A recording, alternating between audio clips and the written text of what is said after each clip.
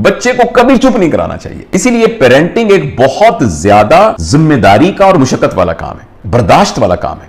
चुप करो ये नहीं करना, चुप करो। जब हम बच्चे को कह रहे हैं ना चुप करो, तो एक्चुअली हम क्या कह रहे हैं, मत सोचो। जब हम बच्चे को कहते हैं चुप करो, तो उसका मतलब है तुम मत सोचो। और कुछ अरसे के बाद ये उसका नॉर्मल, और वो 7 साल से कम उम्र का है, तो अगर आपने 2 साल शोर ना मचाओ, चुप करो, मैंने कहा चुप करो, मामा कह रही है चुप, और जब हमने इस तरह कहा इस अथॉरिटी के साथ, तो वो बच्चा चुप हो जाएगा।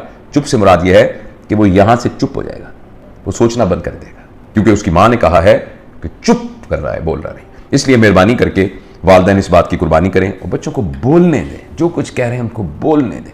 बात को आप आर्गू करके कहते हैं ना, एक बहुत नामुनासिब है, मेहमान है, आप आर्गू करके कह सकते हैं कि बेटा आप जो बातें कर रहे हैं, मैं इन बातों के बारे में आपसे फिर बाद में बात करूंगी या करूंगा, चूंकि अभी आंटी आई हुई हैं, तो प्लीज आप ये बातें सोचते रहें और ये करते रहें, मैं आपसे बात करूंगी बात के अंदर।